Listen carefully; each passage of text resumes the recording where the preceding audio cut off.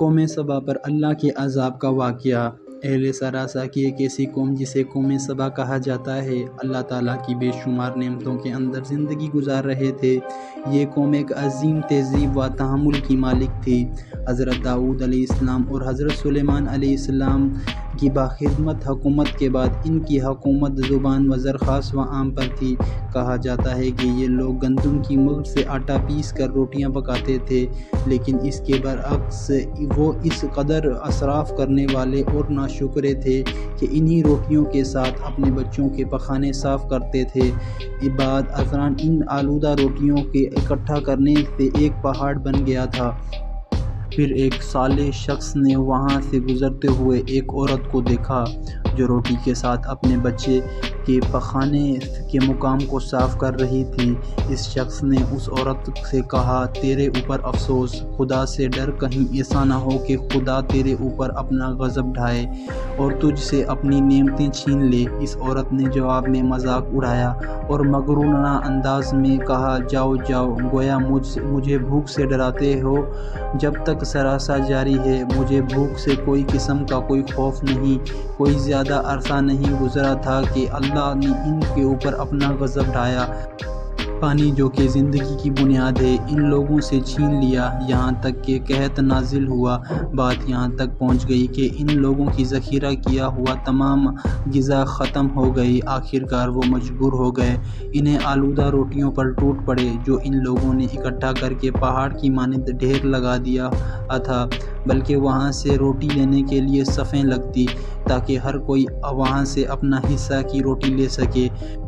کفران نعمت، قحط اور ان کی بدحالی کے بارے میں بعض روایات موجود ہیں۔ سورۃ النحل کی آیت نمبر 112 اور 113 میں یوں ارشاد ہوا، اللہ نے اس بستی کی بھی مثال بیان کی ہے جو محفوظ اور مطمئن تھی۔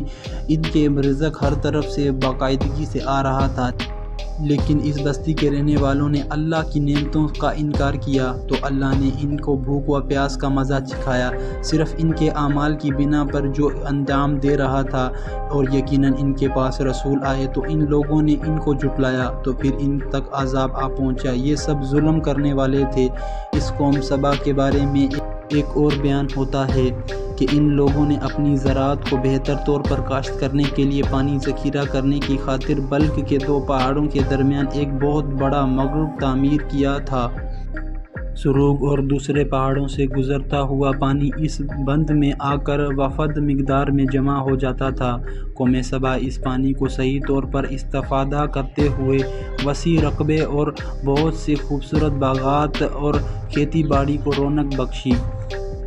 ان باغات کے درختوں کی شاخیں اس قدر پھلوں سے لدی ہوئی ہوتی تھیں کہ کہا جاتا ہے کہ اگر کوئی شخص سر پر ٹوکری رکھ کر ان کے نیچے سے گزرے تو پھل خود بخود ٹوکری میں گرنا شروع ہو جاتے ہیں اور قلیل مدت تک ٹوکری تازہ پھلوں سے بھر جاتی۔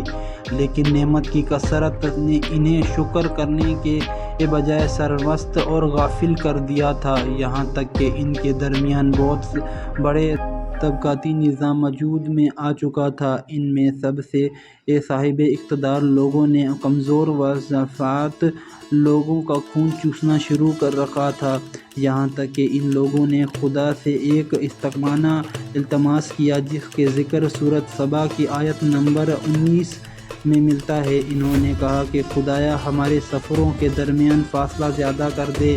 انہوں نے اللہ تعالیٰ سے یہ التماس اس لیے کیا تاکہ غریبوں کے بے نوح لوگوں و امراء کی سفارات مند ان کے ہمراہ سفر نہ کر سکیں۔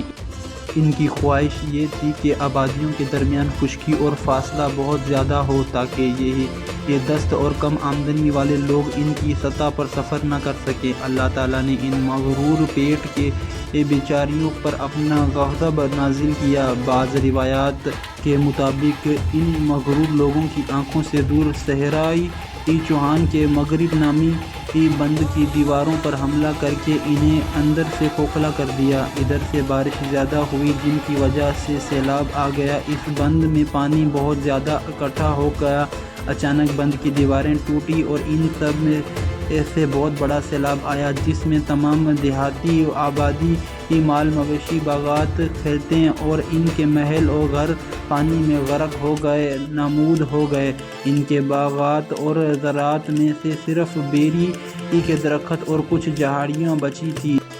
کچھ الحان پرندے وہاں سے کوچ کر گئے تھے۔ جب الحوت اور قوس نے قوم سبا کے کھنڈرات میں اپنا گھونسلہ بنایا تھا۔ اس بات کا ذکر سورۃ سبا کی آیت نمبر 15 اور 16 میں ملتا ہے، اور آخر میں سورۃ سبا کی آیت نمبر 17 میں قرآن کریم میں اس واقعے کو یوں نتیجہ نکالا ہے: یہ ہم نے ان کی ناشکری کی سزا دی ہے اور ہم ناشکری کے علاوہ کسی کو سزا نہیں دیتے ہیں۔ ویڈیو اچھی لگی ہو تو لائک کریں، کامنٹ کریں، سبسکرائب کریں، شیئر کریں۔ ملتے ہیں نیکسٹ ویڈیو میں، تب تک کے لیے اللہ حافظ۔